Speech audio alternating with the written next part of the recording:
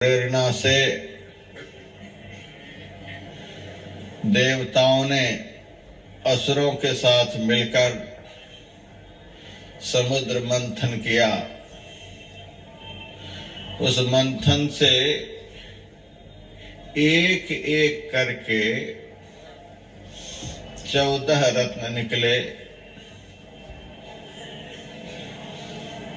अंतिम रत्न अमृत था।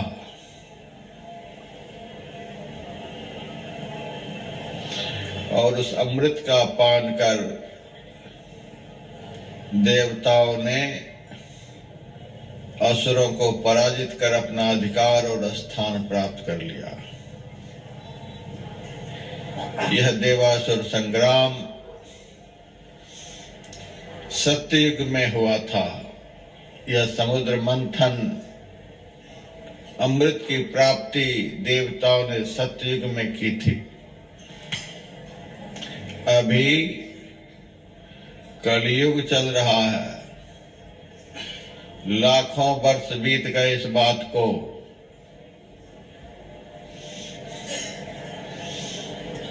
अभी इन बातों को दोहराने से हम लोगों को क्या फायदा है? मेरा विश्वास है हम लोगों को बहुत फायदा है।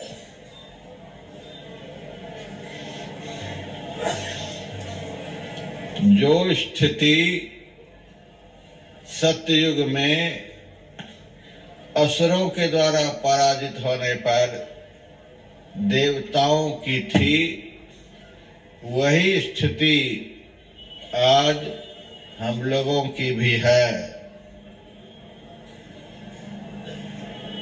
बहुत बार मैंने सुनाया है,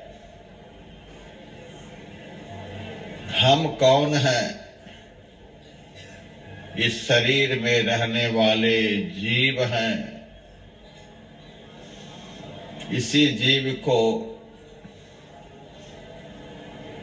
परिष्कृत भाषा में आत्मा भी कहा जाता है। और यह आत्मा कौन है? ईश्वर का अंश है। ईश्वर का अभिन्नतम अंग है।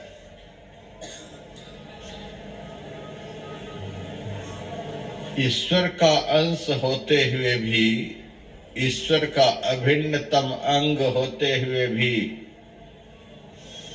एक तरह से ईश्वर की संतान होते हुए भी, ईश्वर के पुत्र होते हुए भी, आज हम अपनी स्थिति पर विचार करें, हम किस स्थिति में हैं। कभी दुख से पिंड नहीं छूटता है। कभी हम शांतिमय सुख को प्राप्त नहीं कर पाते हैं। ईश्वर की संतान, ईश्वर का अंश, ईश्वर का पुत्र होते हुए भी हम अनादिकाल से इस संसार में दुख भोग रहे हैं। कब तक यह दुख भोगते रहेंगे? जब तक कि अमृत को प्राप्त नहीं कर लेंगे। समुद्र मंथन से बहुत से रत्न निकले थे। उन रत्नों से देवताओं ने असुरों को पराजित नहीं कर पाया था।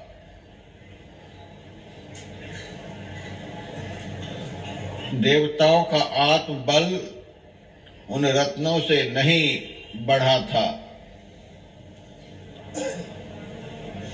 एकमात्र अमृत पान से ही देवताओं को आत्मबल प्राप्त हुआ और असुरों को पराजित कर पाए। सुखी हुए, अपने अधिकार को प्राप्त कर लिए, अपने स्थान को प्राप्त कर लिए, अपनी स्थिति में आ गए। रत्न बहुत से निकले, किसी रत्न से देवताओं का काम नहीं बना। उसी तरह से संसार में हमारे पास सुख के बहुत संसाधन उपलब्ध हैं। घर है, मकान है, नौकरी है, व्यापार है, बहुत तरह के रोजगार है, लड़के हैं, बच्चे हैं, स्त्री है, बहुत तेरे सुख के संसाधन हमने अपनी अपनी समझ से जुटा रखे हैं, लेकिन इनसे आज तक सुख मिला? सारे सुख के संसाधन उपलब्ध होने पर भी हम सुखी नहीं हैं। जैसे 13 रत्नों के उपलब्ध होने पर भी देवता सुखी नहीं हो पाए। देवता तभी सुखी हुए जब देवता को अमृत प्राप्त हुआ। हाथी भी निकले, घोड़े भी निकले, मणि भी निकली, कल्प वृक्ष निकले, लक्ष्मी भी निकली, मदिरा भी, बहुत कुछ निकले, लेकिन उन पदार्थों से देवता का दुख निवृत्त नहीं हुआ। देवता सुखी नहीं हो पाए। देवता असुरों को पराजित नहीं कर पाए। देवता सुखी तब हुए जब देवताओं ने अंतिम रत्न अमृत को प्राप्त किया, अमृत को पान किया। तो सबसे पहली बात तो हम यह समझें कि इस शरीर में रहने वाले जो हम आत्मा हैं, हम ही देवता हैं। इस शरीर में सब देवताओं का निवास है। इंद्र भी है, कुबेर भी है, वरुण भी है, शनि कुमार भी है, चंद्र सूर्य सब हैं। देहस्था सर्व देवता, सब देवता इसके अंदर हैं। लेकिन हमारे होने से ही सब देवता इसमें हैं। हम निकल जाएंगे शरीर से, कोई देवता नहीं रहेंगे, तब ये शरीर मुर्दा हो जाएगा, तब देवता का घर नहीं कहलाएगा।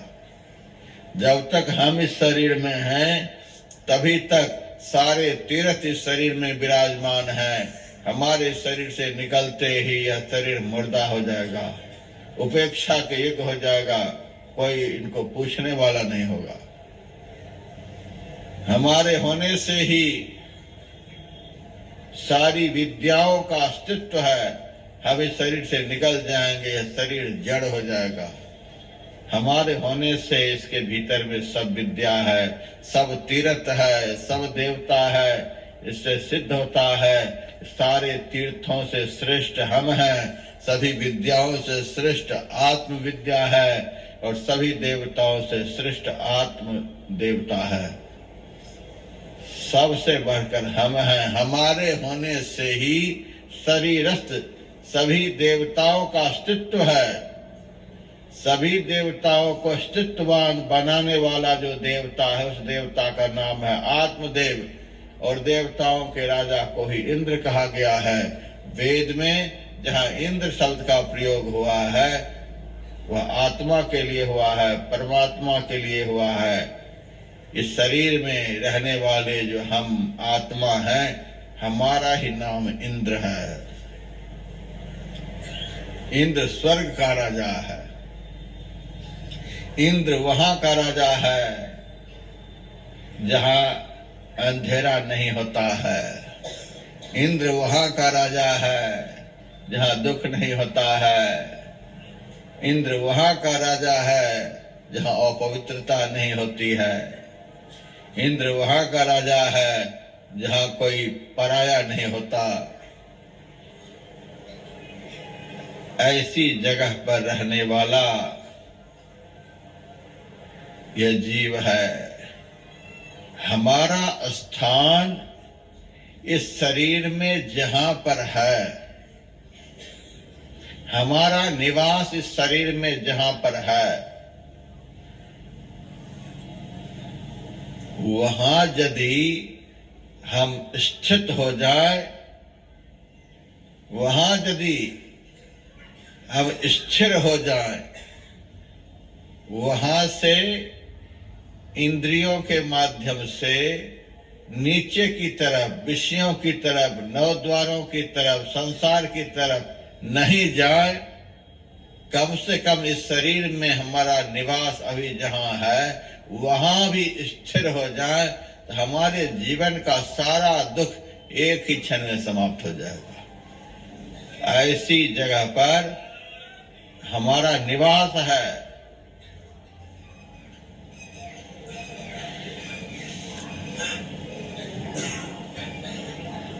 हमारा निवास,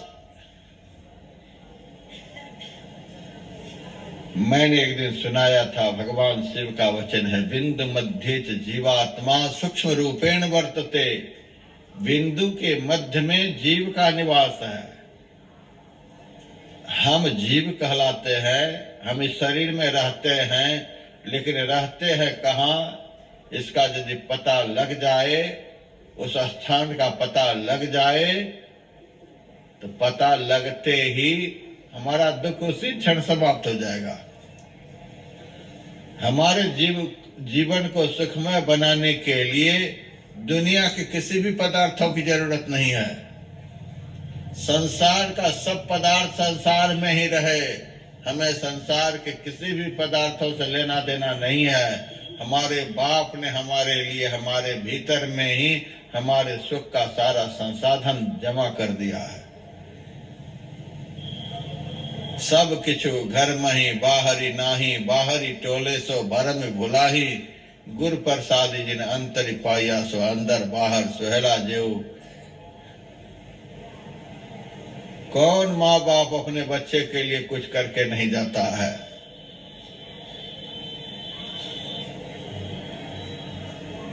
बड़े बड़े लोग अपने बच्चे के लिए देखिए घर में कितने सुख के संसाधन जुटा करके रखते हैं, बच्चे को कोई दुख नहीं हो। बड़े बड़े भक्तों के घर में मैं जाता हूँ, देखता हूँ, वे बड़े बड़े भक्त अपने बच्चों के लिए एक घर तो केवल खिलौना ही रहता है, दुनिया भर खिलौना। कभी वह खिलौना लेकर खेलता है, कभी वह खिलौना लेकर खेलता है, वह खिलौना लेकर दुनिया भर के खाने पीने का संसाधन, क्या क्या नहीं अपने बच्चे के लिए धनवान माता पिता रखते हैं।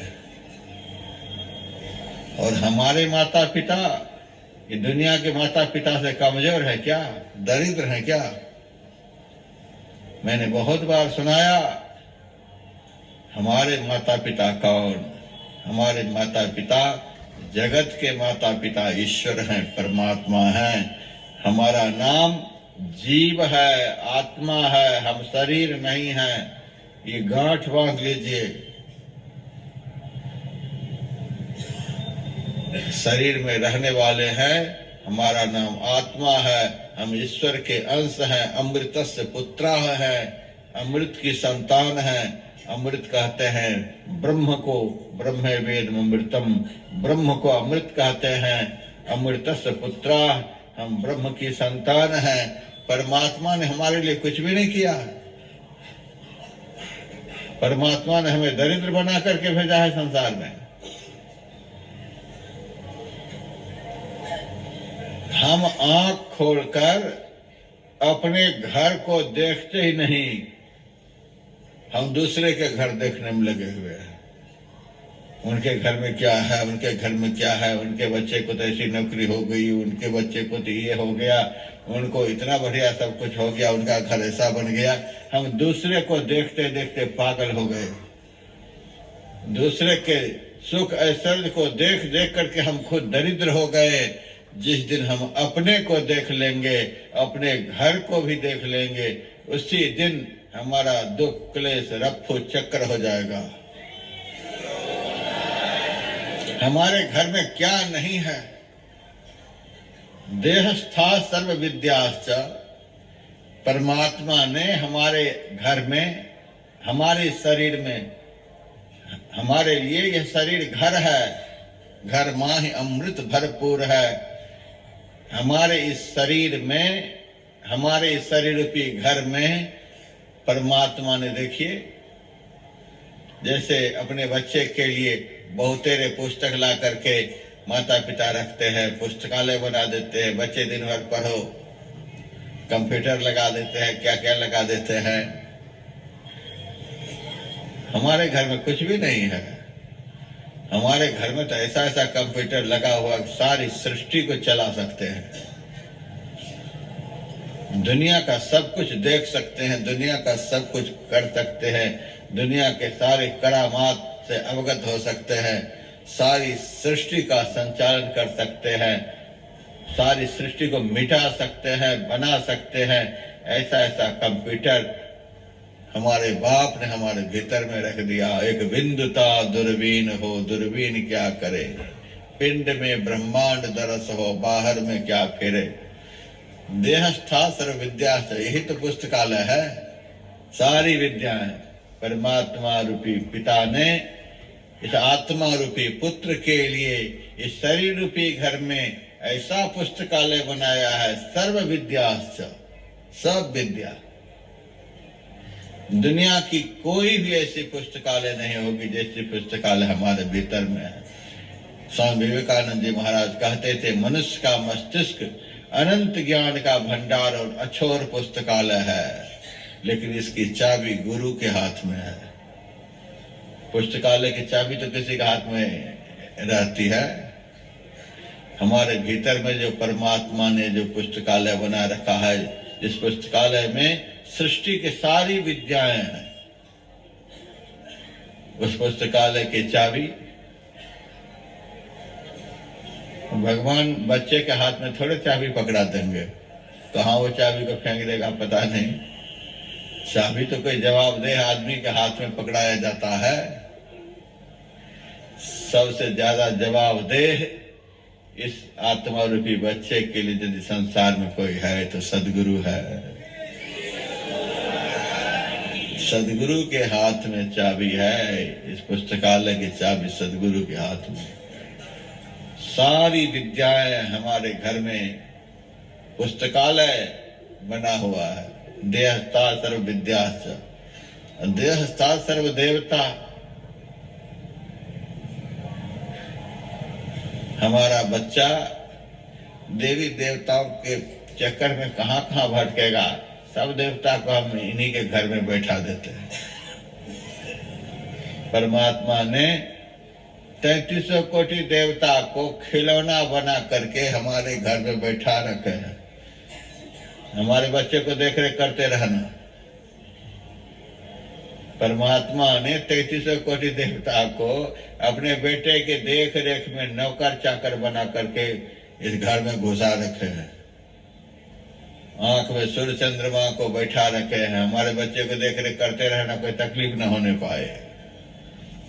कान में 10 दिक्पाल है, देखते रहना हमारे बच्चे को। नासिका में अश्विनी कुमार, जीभ में वरुण, मुंह में अग्नि, हाथ में इंद्र, पैर में विष्णु, गुदा में गणेश, यम, नाभि में विष्णु भगवान, लिंग चक्र में ब्रह्मा जी, हृदय चक्र में शिव जी, कंठ चक्र में सरस्वती। इस प्रकार से हमारे शरीर के अंग अंग में समग्र इंद्रियों के द्वार पर देवताओं को नौकर चाकर बना करके बैठा रखे हैं। जिस दिन हम अपने स्वरूप को समझ लेंगे, जान लेंगे कि हम क्या हैं, उस दिन पता चलेगा सब देवी देवता हमारे नौकर चाकर हैं। कोटि देवी जहाँ खड़ी हैं चेरिया, कोटि फन सहसना मरम जानी, दास पलटुक है बड़े दरबार में, इंद्र है कोटि भरे पानी। इंद्र कुबेर को तो पानी भरने के लिए आपके भीतर में बैठा रखे हैं। देहस्था सर्व देवता, नौकर चाकर बना करके सब देवता को आपके भीतर में बैठा रखे हैं। हमारे बेटे को कोई तकलीफ ना हो, हमारे बेटे को कोई पुस्तक ढूंढने के लिए दुनिया में कहीं जाना नहीं पड़े। घर में ही पुस्तकालय बना रखे हैं, सारी विद्याएं। और हमारे बेटे को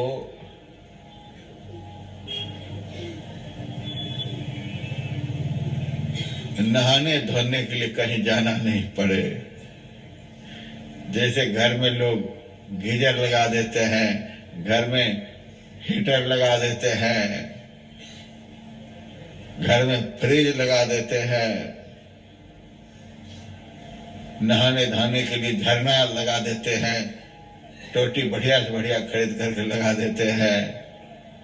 नहाने धोने के लिए जैसे धनवान लोग अपने बच्चे के शौचालय में सारी व्यवस्था कर देते हैं, सारी सुविधा उपस्थित कर देते हैं, हमारे बच्चे को नहाने धोने में कोई कमी नहीं। देहता सर्व तीर्थानी, ये सारे तीर्थ जो है इस आत्मा रूपी बच्चे के लिए परमात्मा रूपी बाप ने नहाने धोने का सारा संसाधन, ये झरना सब लगा दिए है, टोटी सब लगा दिए है। अब कहाँ इधर उधर भाग रहे हैं? इस पागलपन की हद हो गई है। हमारे नहाने धोने के लिए हमारे भीतर में ही व्यवस्था है। अरे बाहर में तो आप जल से नहा रहे हैं, जल में जा जा करके नहा रहे हैं। भीतर में हमारे लिए ऐसा झरना लगा हुआ है, बाजे बाजे सितार बांसुरी रंकार मृदुबानी हो, कोटि झिलमिली जहां वहां झलके, बिनु जल बरसत पानी हो।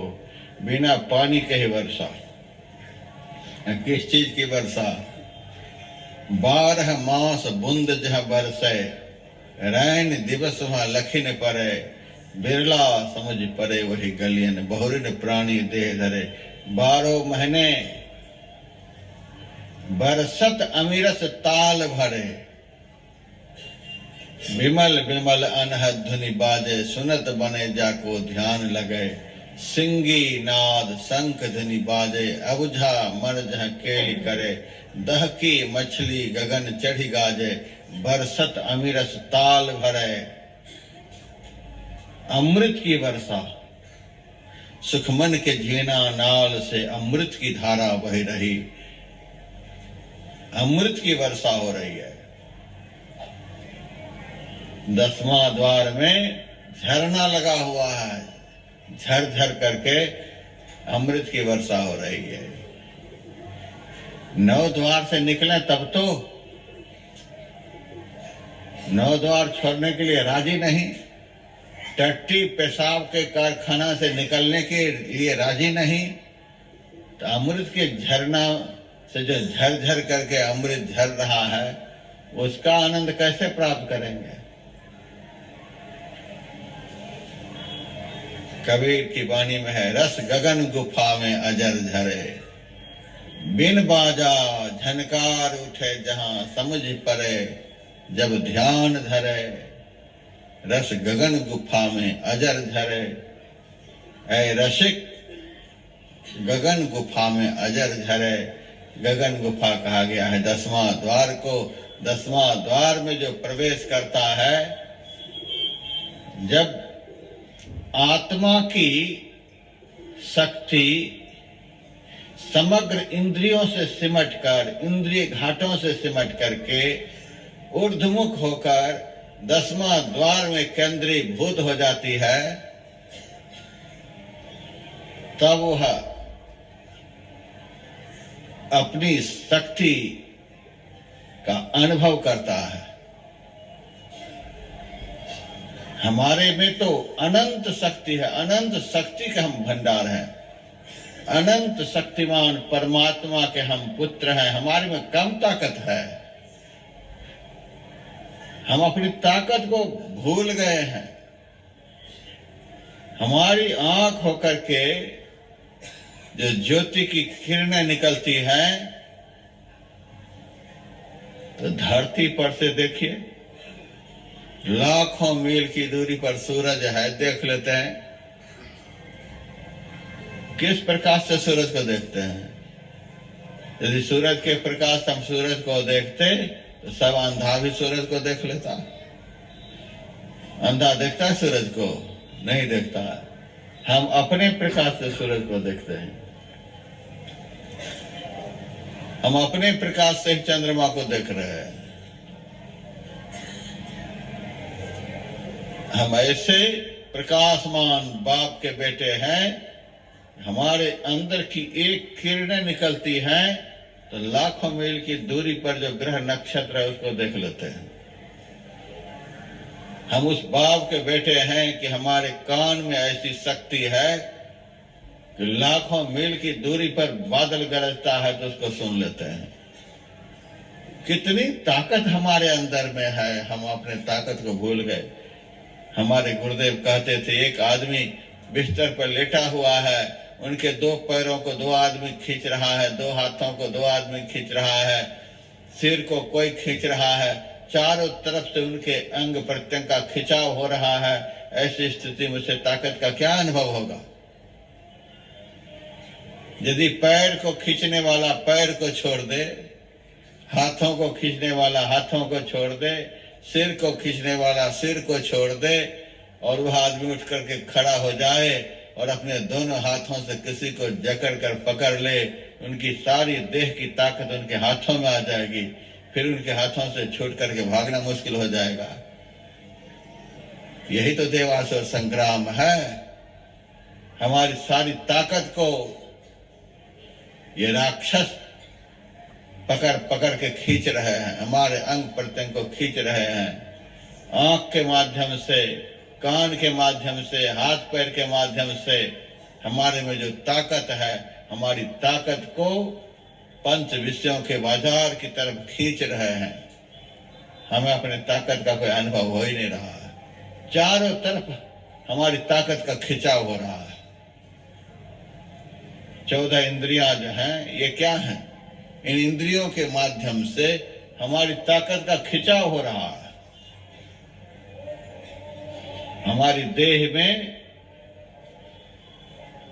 ताकत का केंद्र कहाँ है? इस जीव के लिए जो मैंने सुनाया था, बिंदु मध्य जीवात्मा सूक्ष्म रूपेण वर्तते, दृष्टि की दोनों धाराओं का जहां मिलन होता है, जिसको सुषुम्ना कहते हैं, वह सुषुम्ना अत्यंत उद्दीप्त प्रकाशमय नारी है।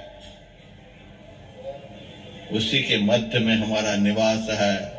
वहीं से हमारी ताकत को 9 द्वारों होकर के सारी इंद्रियां बाहर की तरफ खींचती रहती है। 14 इंद्रियां हमारी ताकत को खींचती रहती है। हमें कुछ अनुभव ही नहीं होता है। यदि आंख की ताकत, जहां से ताकत आंख में जाती है, जहां से ताकत कान में जाती है, जहां से ताकत हाथ पैर में, जहां से सारी इंद्रियों में हमारी ताकत फैलती है, वहां से हमारी ताकत किसी भी इंद्रियों में नहीं जाए। ताकत हमारी सुरक्षित हो जाए, ताकत का बिल्कुल फैलाव नहीं हो,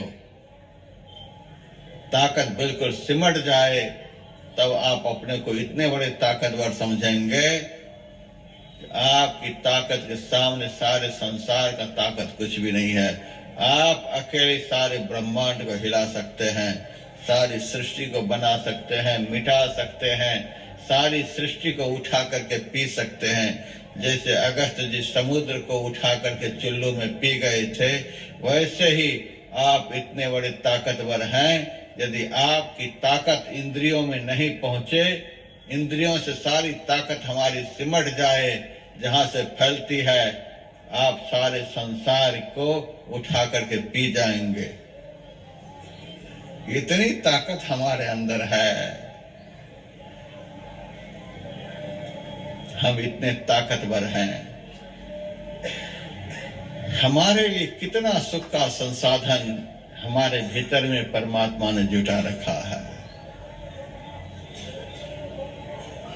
अमृत की वर्षा हो रही है, झरना लगा हुआ है, 24 घंटा झरना, 12 मास बूंद जहाँ बरसे, 24 घंटे हमारे भीतर में अमृत की वर्षा हो रही है।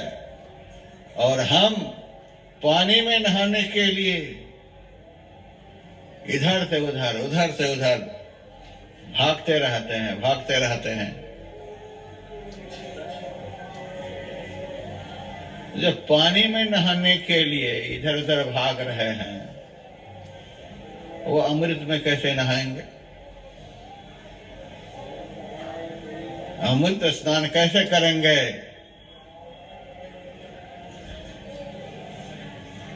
अभी थोड़ी देर के लिए आप लोगों का अनुभव होता होगा। जब तक सत्संग चलता है तब तक हमें तो अपने अंदर के झरना का पता नहीं है, जहां अमृत झर झर रहा है। रिमझिम बरसे अमृत धारा, मन पीवे सुन शब्द विचारा, अनद विनोद करे दिन राति, सदा सदा हरि केला जीव। हमें तो उस झरना का पता नहीं है, लेकिन जब तक सत्संग चलता है तब तक सद्गुरु जो अंत साधना के द्वारा उस अमृत को प्राप्त किए हुए होते हैं, वे अपनी वाणी के माध्यम से अपने सामने बैठे हुए भक्तों को अमृत स्नान कराते हैं।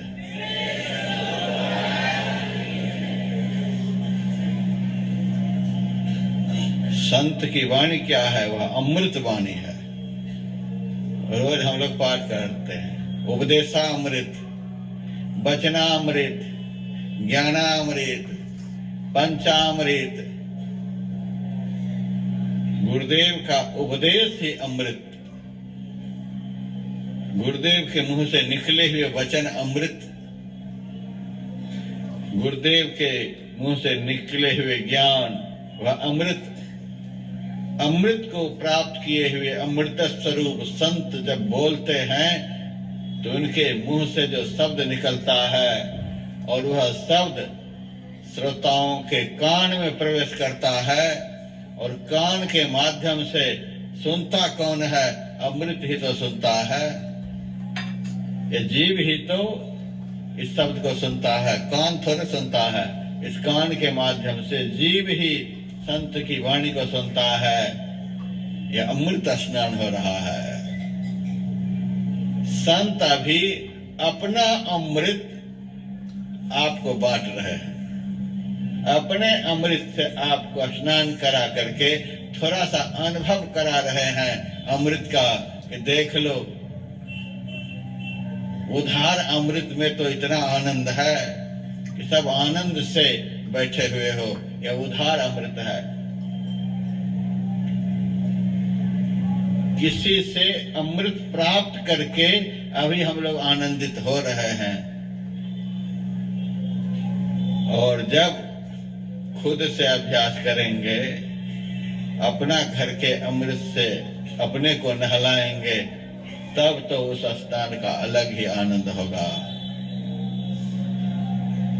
अभी तो संत अपने अनुभव रूपी अमृत से आप लोगों को नहला रहे हैं।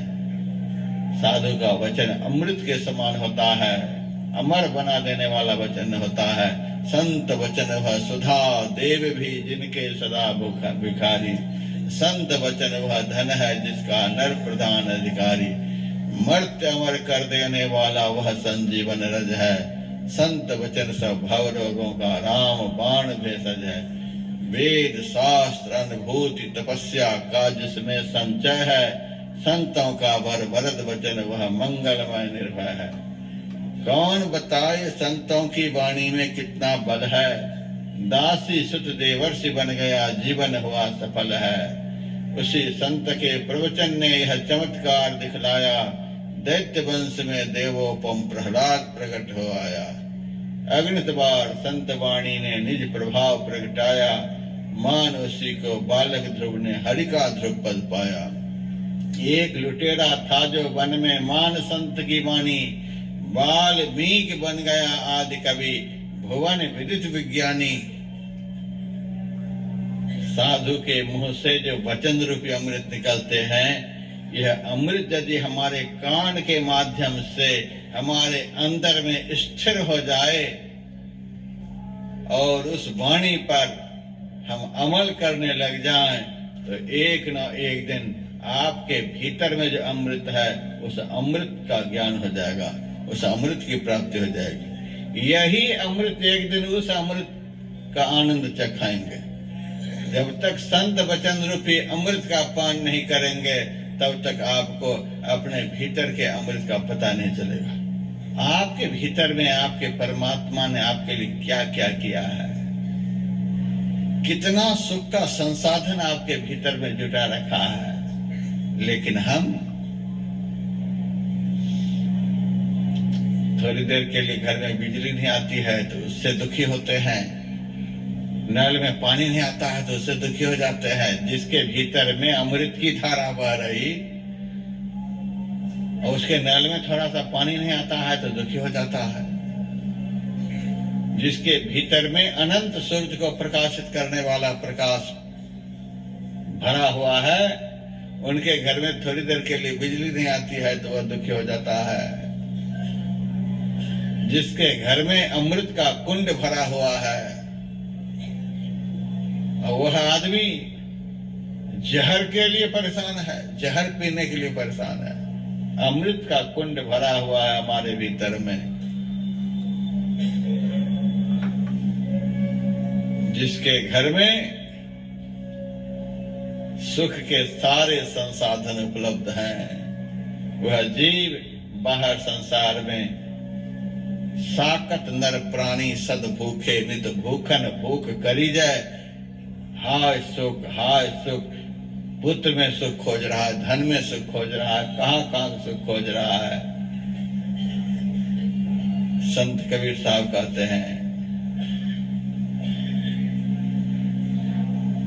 जैसे मृगा नाभि कस्तूरी, जैसे मृगा की नाभि में कस्तूरी पकती है तो उनकी नासिका में खुशबू जाती है। उनकी नाभि में, मृगा की नाभि में, जैसे मृगा नाभि कस्तूरी, जैसे मृगा की नाभि में कस्तूरी जब पक जाती है तो उस कस्तूरी से खुशबू फैलती है। तो वह खुशबू नाक के द्वारा उसके अंदर में जाती है। उनके मन में होता है खुशबू कहां से आ रही है। तुलसीदास जी महाराज भी कहते हैं, ज्यों कुरंग निज अंग रुचिर मद अति मतहीन मरम नहीं पायो, खोजत गिरि तरु लता भूमि बिल परम सुगंध कहाँ ते आयो। कभी किसी लता को सूंघने के लिए मृग जाता है, कभी पेड़ को सूंघने के लिए जाता है, कभी पहाड़ को सूंघने के लिए जाता है, कभी पानी को। ये खुशबू कहाँ से आ रही है?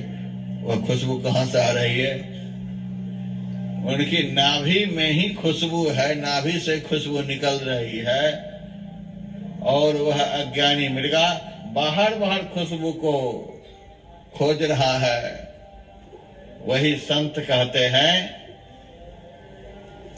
आत्मी आनंद, आत्म सुख, अमृत की धारा, सुख के सारे संसाधन हमारे भीतर में है। और हम पुत्र में सुख खोज रहे हैं, धन में सुख खोज रहे हैं, नौकरी में सुख खोज रहे हैं, पद प्रतिष्ठा में सुख खोज रहे हैं, कहां सुख खोज रहे हैं। जैसे मृगा की नाभि में सुगंधी है, लेकिन वह मृगा जहां तहां खुशबू को खोजता रहता है, परेशान होता रहता है। कभी बाहर में खुशबू मिलेगी? क्योंकि नाभि में कस्तूरी पकी हुई है। उसी तरह से सारे सुख के संसाधन हमारे भीतर में है। इस गुफा मही अकुट भंडारा, तिस बिच बसे हरि अलख अपारा। हमारे शरीर के अंदर ही हमारे परमात्मा रूपी पिता ने हम जीवात्मा के लिए सुख के सारे संसाधन, सब विद्या, सब देवता, सब तीर्थ, ऐसे ऐसे देवता नौकर चाकर बन करके हमारे सामने, जो सृष्टि के पालन करने वाले हैं, जो सृष्टि का संहार करने वाले हैं, जो सृष्टि का सर्जन करने वाले हैं, वे हमारी सेवा के लिए हमारे भीतर में बैठे हुए हैं। इतना बड़ा सुख का संसाधन जिसे प्राप्त है, वह जीव मारे मारे फिर रहा है संसार में। इस जीव का सुख कहाँ चला गया? इस जीव का सुख कहाँ छिन गया? इस जीव के सुख को किसने छीन लिया? तो देवताओं के सुख को किसने छीन लिया था? दैत्य ने छीन लिया था, उसी तरह से हमारे भीतर के सुख को दैत्य ने छीन लिया है। इंद्र को स्वर्ग से खदेड़ कर भगा देने वाला कौन दैत्य था? उस दैत्य का नाम बलि, दैत्यराज बलि। इंद्र को स्वर्ग से खदेड़ने वाला, इंद्र के सारे सुख को छीन लेने वाला दैत्यराज बलि था। उसी तरह से इस जीव के भीतर में जो सारा सुख का संसाधन है, इस सुखमय संसाधनों को छीन लेने वाला जो हमारे भीतर में दैत्यराज बलि है, वह हमारा मन है। हमारा मन ही दैत्यराज बलि है। आत्मा और मन, इन दोनों का जो संग्राम है, इसी को देवासुर संग्राम कहते हैं। ये आत्मा ही इंद्र है, सबसे श्रेष्ठ देवता है यह, इसीलिए इसको इंद्र कहा गया। समग्र इंद्रियों में सबसे श्रेष्ठ कौन है? मन है। इंद्रियाणां मनोनाथो, एक तरफ देवताओं का राजा इंद्र है और दूसरी तरफ इंद्रियों का राजा मन है। यह भी राजा है तो वह भी राजा है, वह कम नहीं है। ब्रह्मांड का राजा जीव है, पिंड का राजा मन है। यदि यह जीव अपने स्थान को छोड़ करके दूसरे के राज्य में पहुंचेगा तो जीव की तो दुर्गति होगी। जो राजा अपना राज्य छोड़ करके दूसरे के राज्य में घुसना चाहेगा और दूसरा राजा यदि बलवान है तो वह तो पकड़ कर मारेगा ही, राज्य भी छीन लेगा। दूसरे के राज्य में घुस करके आप सुखी होना चाहते हैं, और यदि वह राजा कमजोर होता तो आप उनको पकड़ कर उनके राज को छीन भी सकते थे। वह तो महाबलवान है। इंद्रियों का राजा जो मन है वह तो महाबलवान है। भगवान कृष्ण को कहना पड़ा, असंशय महाबाहो मन दुर्निग्रहम चलम। अर्जुन, तुम ठीक कहते हो, यह मन बड़ा बलवान है। जिसकी बलवत्ता का बखान भगवान करते हैं, उनसे बड़ा बलवान कौन हो सकता है? पिंड का राजा मन है। यदि पिंड में हमारी चेतना उतर गई तो हमारे सारे सुख को वो छीन लेंगे। यदि हमारी चेतना पिंड से ऊर्ध्वमुख ब्रह्मांड में हो जाए तो ब्रह्मांड का राजा यह जीव है। केवल जीव युक्त तुरीय मिति, उपनिषद में लिखा हुआ है। तुरीय अवस्था में जीव की सत्ता रहती है। 3 अवस्थाओं में मन की सत्ता रहती है। मन के अधिकार क्षेत्र में यदि यह जीव चला जाएगा तो मन की मार खाता ही रहेगा। जागृत, स्वप्न, सुषुप्ति, ये 3 अवस्थाओं में मन की सत्ता है। इन तीनों अवस्थाओं पर मन का अधिकार है। ये तीनों के अंदर यदि जीव है तो वह दुखी ही रहेगा। हमारे जीवन में दुख का यही कारण है, हमारे सारे अधिकार को छीन लिया, क्योंकि हम घुस गए दूसरे के राज्य में।